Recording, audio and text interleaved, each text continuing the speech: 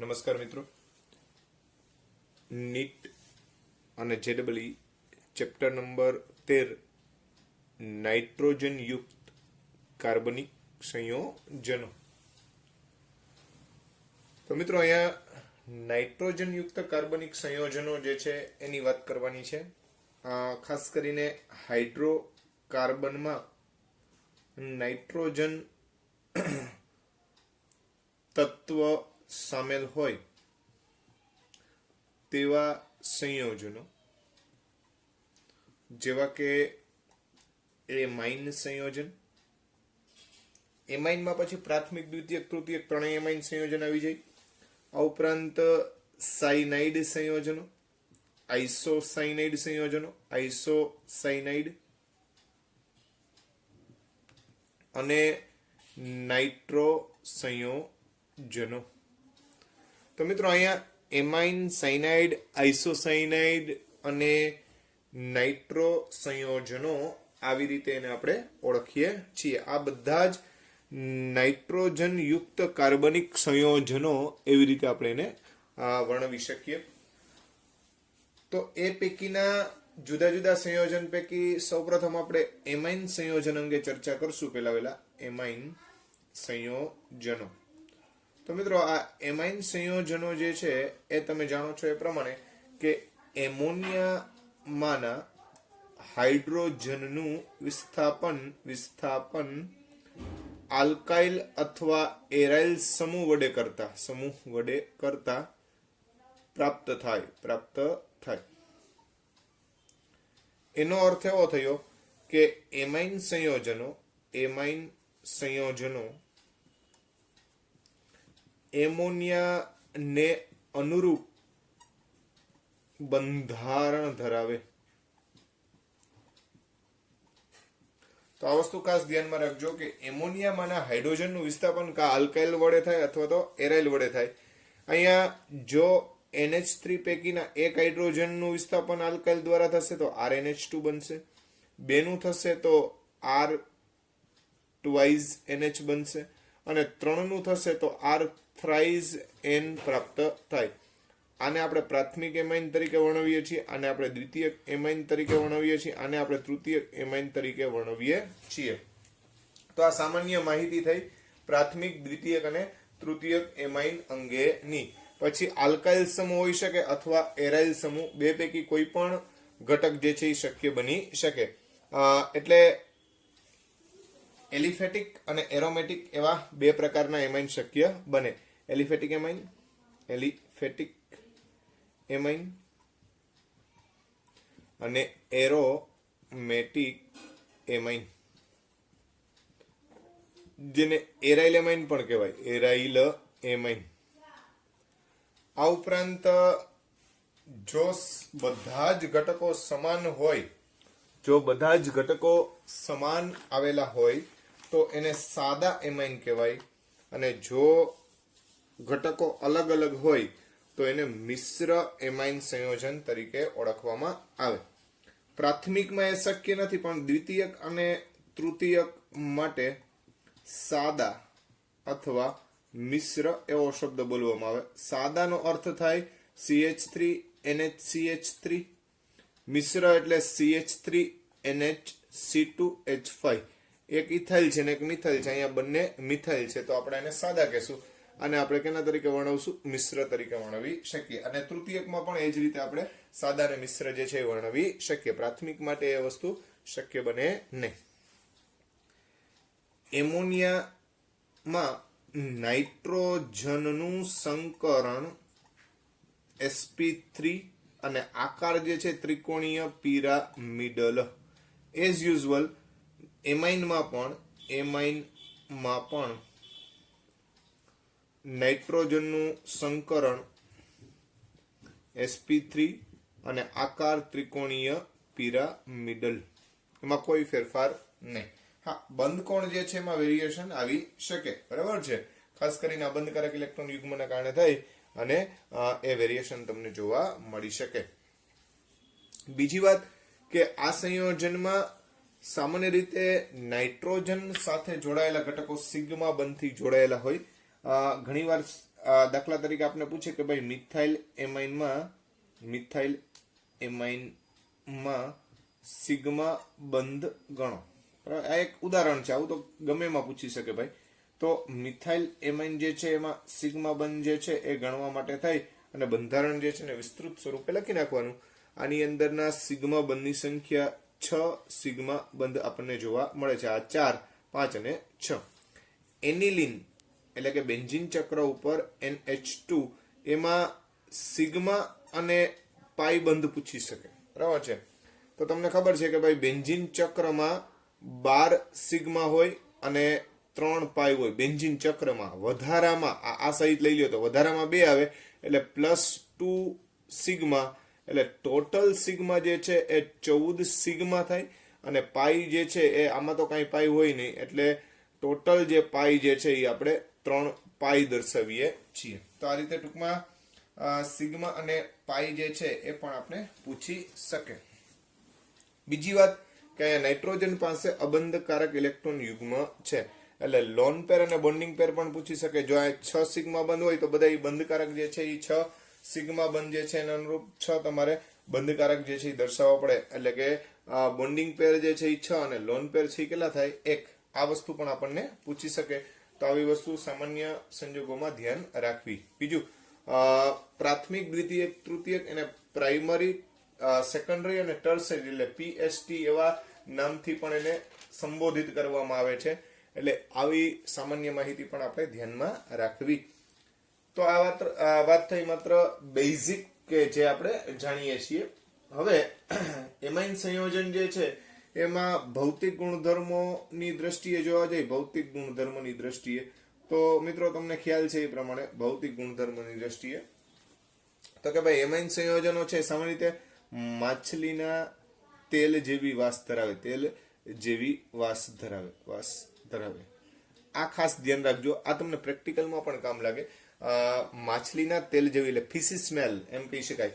ખાસ કરીને એનિલિન છે ને મિત્રો, એનિલિન એ માછલીના તેલ જેવી વાસ ધરાવે છે. અથવા માછલી જેવી એવો શબ્દ લખો તો પણ ચાલે. આ ફિશી સ્મેલ એમ કહેવાય. બીજી વાત કે એનિલિન પોતે રંગહીન છે, સાંભળજો, શુદ્ધ હોય તો, ખાસ ધ્યાન રાખજો, શુદ્ધ હોય તો, પણ હવામાં ખુલ્લો રાખતા ઘેરો લાલ રંગ ધારણ કરે. પોતે રંગહીન પ્રવાહી છે, બરાબર છે એનિલિન, પણ બાકી પછી ઘેરા રંગનું પ્રવાહી તમને જોવા મળે એર ઓક્સિડેશનના કારણે થઈને. આ વસ્તુ પણ ધ્યાનમાં રાખજો.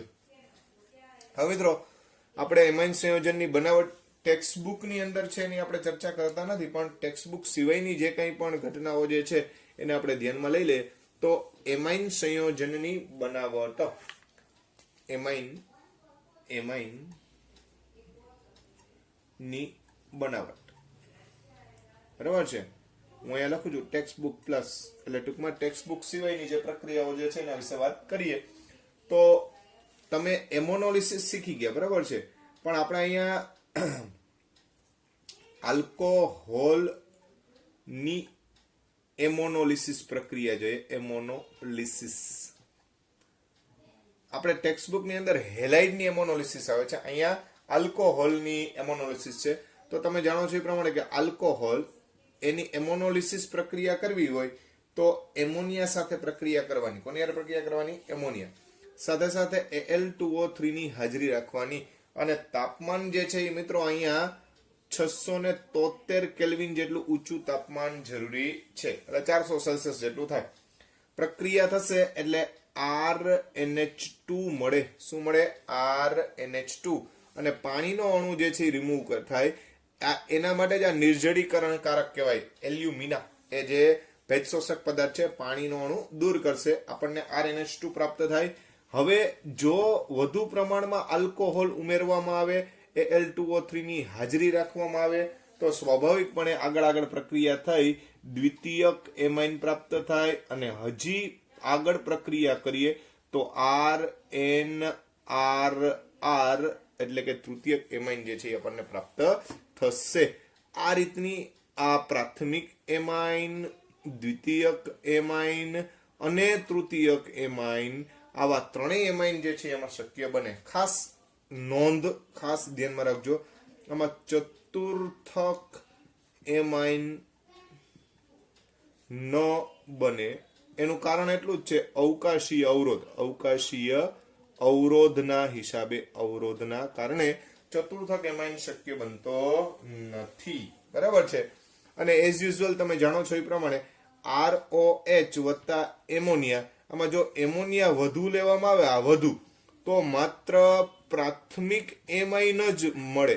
એમાઇન જ મળે, દ્વિતીયક મળતો નથી કે તૃતીયક મળતો નથી. તો આ ચેઇન રિએક્શનમાં ખાસ ધ્યાનમાં રાખવાનું. આ બધાના સાંકળ પ્રક્રિયા અથવા ચેઇન રિએક્શન કહેવાય. પણ જે હેલાઇડ જે છે એમાં ચતુર્થક હેલાઇડ સુધી ક્ષાર પ્રાપ્ત થતો હતો. આમાં માત્ર ને માત્ર તૃતીયક સુધી વાત બને, ચતુર્થક એમાઇન પ્રાપ્ત થતો નથી. તો આ આલ્કોહોલની એમોનોલિસિસ પ્રક્રિયા થઈ. ત્યારબાદ આપણે ઓક્ઝાઇમ જે છે એની પ્રક્રિયા જોઈએ. તો ઓક્ઝાઇમનું રિડક્શન, બીજું ઉદાહરણ છે લઈએ આપણે ઓક્ઝાઇમ. ઓક્ઝાઇમનું રિડક્શન, એના દ્વારા આપણે એમાઇન સંયોજન બનાવવું છે. તો મિત્રો તમને ખબર છે કે ઓક્ઝાઇમ એટલે RCH+NOH આલ્ડીહાઇડ અથવા કીટોન, જેમાંથી ઓક્ઝાઇમ, આલ્ડોક્ઝાઇમ ને કીટોક્ઝાઇમ બનાવ્યા હતા. હવે આનું રિડક્શન તમે કરો છો એટલે લિથિયમ એલ્યુમિનિયમ હાઇડ્રાઇડ, વાસ્તવમાં અહીંયા 4 હાઇડ્રોજન જે છે એ જરૂરી છે. તો મિત્રો 4 હાઇડ્રોજન જે છે એ પૈકી તમે જાણો છો એ પ્રમાણે કે બંધ તોડી નાખશે. એટલે શું થશે? તો કે અહીંયા એક H આપશે અને અહીંયા એક H આપશે. બરાબર છે. ફરીથી પાછો બંધ તૂટશે એટલે ફરીથી પાછો એક H આને આપશે, એક H આને આપશે. તો RCH2NH2 પ્લસ H2O આ ટાઈપની આપણે નિપજ પ્રાપ્ત થાય. તો આપણો આ પ્રાથમિક એમાઇન જે છે આ રીતે શક્ય બની શકે. આ બધી પ્રાથમિક એમાઇનની બનાવટ છે તમને જોવા મળશે. પછી દ્વિતીયક અને તૃતીયક માટે વાત કરશું. એટલે એમાઇન ખરો, પણ ખાસ કરીને પ્રાથમિક એમાઇનની બનાવટ ચાલુ છે. ત્યાર પછી દ્વિતીયક તૃતીયક માટે ચર્ચા કરશું. ત્રીજી પ્રક્રિયા આઇસોસાયનાઇડ એના જળ વિભાજન દ્વારા. તો મિત્રો આઇસોસાયનાઇડ નું જળ વિભાજન કરવું હોય તો RNC જે છે એનું આપણે જળ વિભાજનમાં હંમેશા પાણીના 2 અણુઓ પ્રાપ્ત થાય. તો શું મળે મિત્રો? તો કે પાણીના અણુઓ જે છે એમાંથી HOH બરાબર છે.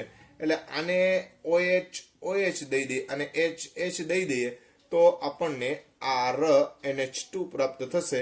અને આ થાય HCOOH, એટલે કે ટૂંકમાં ફોર્મિક એસિડ જે છે આપણને પ્રાપ્ત થાય. આ જે છે એ પ્રાથમિક એમાઇન આપણો પ્રાપ્ત થશે. બરાબર છે. તો આ આઇસોસાયનાઇડના જળ વિભાજન વડે આપણે શું મેળવ્યું? તો કે એમાઇન સંયોજન, એટલે કે પ્રાથમિક એમાઇન જે છે એની બનાવટ કરી શકીએ. આ ઉપરાંત પ્રાથમિક એમાઇનની બનાવટ માટે આલ્કલી સાથે, પ્રાથમિક એમાઇનની બનાવટ માટે આલ્કલી સાથે આઇસોસાયનેટ એની પ્રક્રિયા કરવાની. બરાબર છે. ખરેખર આઇસોસાયનેટ એટલે આલ્કાઇલ આઇસોસાયનેટ, એની આલ્કલી સાથે પ્રક્રિયા કરવાની છે. આલ્કલી એટલે કેવો છે, NOH છે, કોઈ પણ ઘટક ચાલે. તો આલ્કાઇલ આઇસોસાયનેટ એટલે RNCO. બરાબર છે. હવે આની પ્રક્રિયા તમે KOH સાથે પ્રક્રિયા કરો એટલે સિમ્પલ રિએક્શન. KOH જે છે KOH તો પ્રક્રિયા થાય એટલે અહીંથી CO અને આ KO જે છે એનું વિઘટન થાય. એટલે H જે છે એ બંને આલ્કાઇલ N સાથે જોડાય એટલે RNH2 પ્રાપ્ત થાય અને K2CO3 એટલે K2CO3 પોટેશિયમ કાર્બોનેટ જે છે એ મુક્ત થઈ જાય. આ રીતે પણ પ્રાથમિક એમાઇન પ્રાપ્ત થાય. આ સંયોજનને આપણે આલ્કાઇલ આઇસોસાયનેટ બોલીએ છીએ. બરાબર છે. NCO આઇસોસાયનેટ, CN એટલે સાયનેટ, NCO એટલે આઇસોસાયનેટ.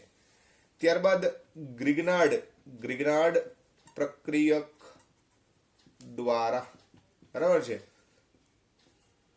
ગ્રિગ્નાર્ડ પ્રક્રિયક દ્વારા આપણે જ્યારે પ્રક્રિયા કરીએ ત્યારે ગ્રિગ્નાર્ડ પ્રક્રિયક એટલે RMgX ClBrI જે લેવો હોય. બરાબર છે. એની NH2Cl જેને કહેવામાં આવે છે ક્લોરામાઇન, આને કહેવામાં આવે છે ક્લોરામાઇન, ક્લોરેમાઇન, બરાબર છે, એટલે ક્લોરામાઇન.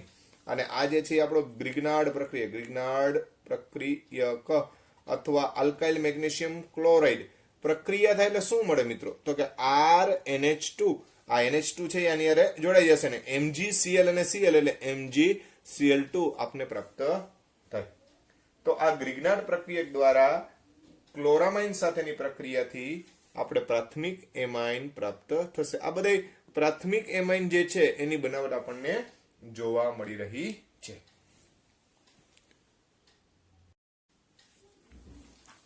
સ્મિટ પ્રક્રિયા.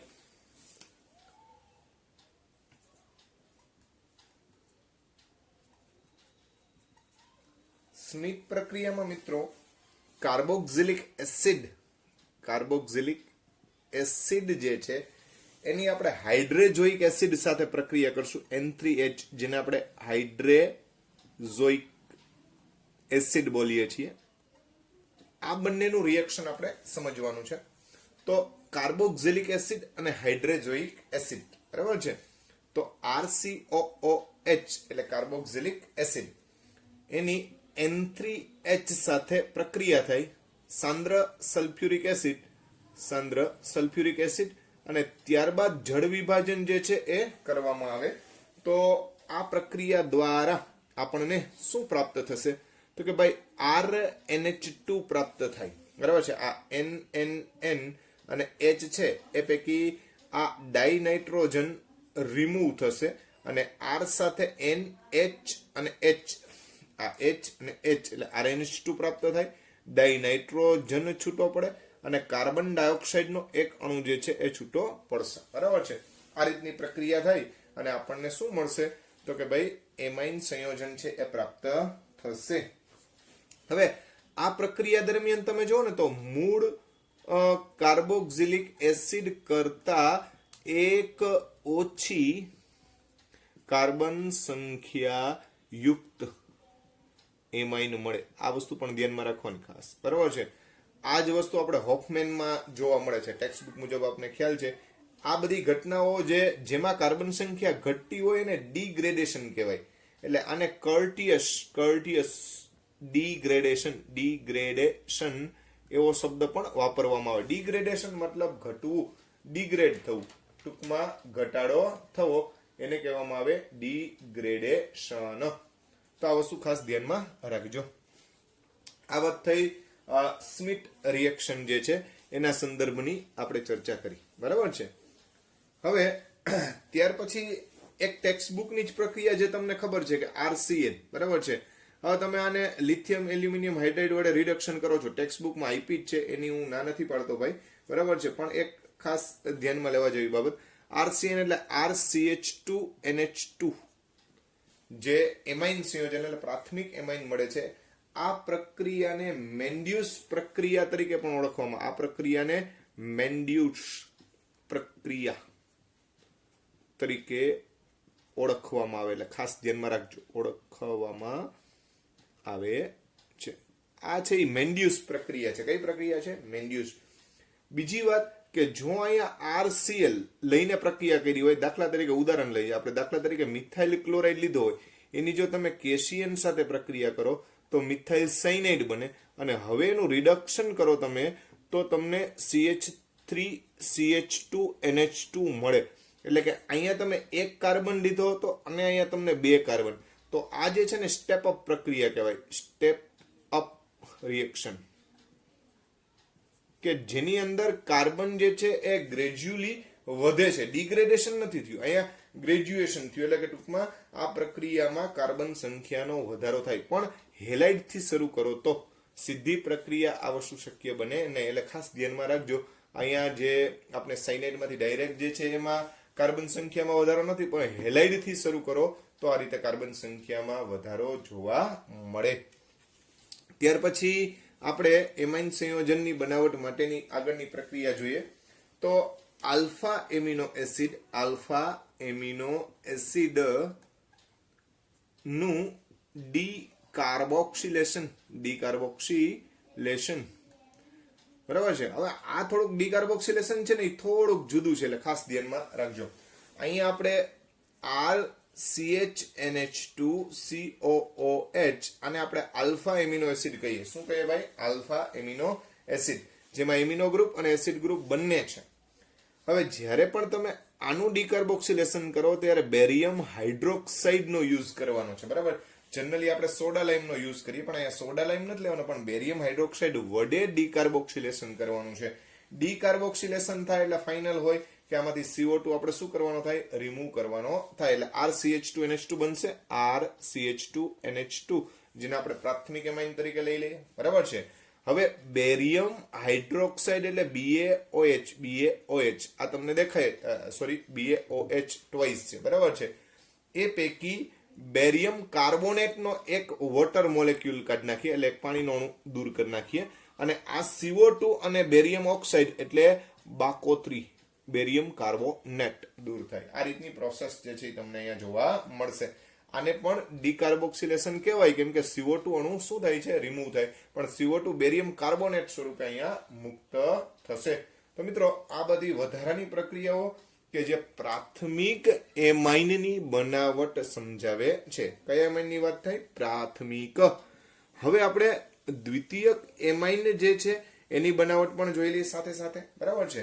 જાજી પ્રક્રિયાઓ નથી કહેતો, પણ જરૂરી અને સારી હોય એ પ્રક્રિયાઓની આપણે ચર્ચા કરી રહ્યા છીએ. તો દ્વિતીયક એમાઇન સંયોજનો 2,0 એમાઇન ની બનાવટ માટેની પ્રક્રિયા. બરાબર છે. તો ભાઈ પ્રાથમિક એમાઇન ને અનુરૂપ દ્વિતીયક એમાઇન જે છે એ સિમ્પલી બનાવી શકો. તો પેલી વેલ્યુ જે છે એ આઈસોસાઇનાઇડ ના રિડક્શન દ્વારા, તમે જાણો છો એ પ્રમાણે RNC, જો તમે આનું લિથિયમ એલ્યુમિનિયમ હાઇડ્રાઇડ અથવા તો પ્લેટિનમ બાય H2 કે PD બાય અથવા નિકલ બાય H2 વડે રિડક્શન કરો તો RNHCH3 પ્રાપ્ત થાય. બરાબર છે. અહીંયા જે N ટ્રિપલ બંધ C હોય એ બંધ જે છે એ તૂટી જાય. નાઇટ્રોજન પોતાના બંધકારક ઇલેક્ટ્રોન યુગ્મ લે એટલે એક H આને મળે, બાકીના 3 હાઇડ્રોજન આને પ્રાપ્ત થાય. ટોટલ 4 હાઇડ્રોજનનો યુઝ થાય. આ જે છે એ દ્વિતીયક એમાઇન પ્રાપ્ત થયો. આ જે છે એ દ્વિતીયક એમાઇન પ્રાપ્ત થાય એટલે આઇસોસાયનાઇડના રિડક્શન દ્વારા. બીજી પ્રક્રિયા ગ્રિગ્નાર્ડ પ્રક્રિયક દ્વારા. પણ મિત્રો, અહીંયા જે છે આપણે ડાઇક્લોરેમાઇન સાથે પ્રક્રિયા કરવાની, એટલે ડાઇક્લોરેમાઇન. તો તમે જાણો છો એ પ્રમાણે કે ભાઈ NH2Cl ને ક્લોરેમાઇન કહેવાય, પણ હજી એક H નું વિસ્થાપન ક્લોરીન દ્વારા થાય એટલે NH અને Cl, તો આને કહેવાય ડાઇક્લોરેમાઇન. આની માની લ્યો કે આપણે આલ્કાઇલ મેગ્નેશિયમ હેલાઇડ એટલે CH3MgCl સાથે CH3MgCl એના બે અણુ લઈએ અને પ્રક્રિયા કરાવીએ તો આ MgCl2 જે છે એ રિમૂવ થાય અને મિથાઇલ સમૂહ એરર જોડાઈ જાય એટલે ડાઇમિથાઇલ એમાઇન પ્રાપ્ત થાય અને સાથે સાથે MgCl2 ના બે અણુ આપણને પ્રાપ્ત થશે. તો આ થઈ ગ્રિગ્નાર્ડ પ્રક્રિયક સાથેની કોની પ્રક્રિયા ભાઈ? આને કહેવાય ડાઇક્લોરેમાઇન. ડાઇક્લોરેમાઇન. બરાબર છે. આ ઉપરાંત ત્રીજી પ્રક્રિયા જે છે એની પણ વાત કરી લઈએ તો દ્વિતીયક એમાઇનની બનાવટ માટેની ચર્ચા ચાલે છે. મિત્રો, આપણે ટેક્સ્ટબુકમાં દ્વિતીયક એમાઇનની પ્રક્રિયાઓ જે છે બનાવટ માટેની નથી આપી. બરાબર, એટલે ખાસ આ જોઈ લેજો. તો અહીંયા આપણે વાત કરીએ છીએ N આલ્કાઇલ એસિડ એમાઇડ દ્વારા, એટલે એસિટેમાઇડ અથવા અન્ય કોઈ પણ એસિડ એમાઇડ જે શબ્દ બોલો ઈ. તો મિત્રો, તમે જાણો છો એ પ્રમાણે CH3CO NHCH3 આને કહેવાય N methyl acetamide, N methyl ethanamide, N methyl ethanamide. બરાબર છે. હવે સિમ્પલી વસ્તુ ભાઈ, અહીંયા એમાઇડ સંયોજનનું શું કરવાનું છે? રિડક્શન કરી નાખવાનું. લિથિયમ એલ્યુમિનિયમ હાઇડ્રાઇડ, તો CO રૂપાંતરણ કેમાં થઈ જશે? CH2 માં H2O રિમૂવ થાય એટલે અહીંયા આપણને કયો એમાઇન પ્રાપ્ત થાય? તો કે ભાઈ 2,0 એમાઇન પ્રાપ્ત થશે. તો આ જુદી જુદી દ્વિતીયક એમાઇન સંયોજનની બનાવટ અંગેની પ્રક્રિયાઓ આ રીતે આપણે સમજાવી શકીએ. ત્યાર પછી તૃતીયક એમાઇન માટેની પણ જોઈ લઈએ ભાઈ, બરાબર છે. તો તૃતીયક એમાઇન જે છે એની બનાવટની પ્રક્રિયાઓ જે છે એના અંગે આપણે અભ્યાસ કરી લઈએ. તો તૃતીયક એમાઇનની બનાવટ માટેની પ્રક્રિયાઓ મિત્રો, ટેટ્રા એમોનિયમ હાઇડ્રોક્સાઇડ એના વિઘટન વડે શું બનાવી શકાય? તો કે એના વિઘટન વડે આપણે તૃતીયક એમાઇન બનાવી શકીએ. કઈ રીતે ભાઈ? દાખલા તરીકે CH3 4 ટાઈમ્સ, ખાસ સમજો અહીંયા, CH3 4 ટાઈમ્સ એટલે આ જે છે એ ટેટ્રા, બરાબર છે, ટેટ્રા એમોનિયમ હાઇડ્રોક્સાઇડ જે છે એનું આપણે વ્યુત્પન્ન કરવું છે, પણ વિસ્થાપિત છે આ, બરાબર. તો N+ અને OH- આને કહેવાય ટેટ્રા મિથાઇલ એમોનિયમ હાઇડ્રોક્સાઇડ. આ ટેટ્રા મિથાઇલ એમોનિયમ હાઇડ્રોક્સાઇડ, બરાબર છે, જેનું આપણે માત્ર ને માત્ર વિઘટન કરવાનું છે ભાઈ, એટલે ગરમી આપવાની છે ભાઈ. શું મળે મિત્રો? તો કે 3 મિથાઇલ આની હારે રહેશે એટલે CH3 થ્રાઇઝ N મૂળભૂત જે ઘટક છે એ આ પોતાના બંધકારક ઇલેક્ટ્રોન યુગ્મ પાછા લઈ લે અને મિથાઇલ OH સાથે જોડાઈ જાય એટલે મિથેનોલ મળે. અહીંયા ખાસ ધ્યાન રાખજો. હવે જો મિત્રો, ખાસ નોંધવા જેવી બાબત, ખાસ ધ્યાન રાખવા જેવી બાબત, જો અહીંયા મિથાઇલ યુક્ત ટેટ્રા એમોનિયમ હાઇડ્રોક્સાઇડ હોય, મિથાઇલ યુક્ત CH3 4N+ OH આવો હોય મિથાઇલ યુક્ત, તો જ ઔપનિપજ મિથેનોલ મળે. નહીતર આલ્કીન પ્રાપ્ત થાય. ખાસ ધ્યાનમાં રાખજો, આલ્કીન મળે. એટલે શું કહેવા માંગે છે ભાઈ? એટલે આપણે એવું કહેવા માંગીએ છીએ કે આ જ વસ્તુ, ખાસ સમજો મિત્રો, આ જ વસ્તુ પણ જો અહીંયા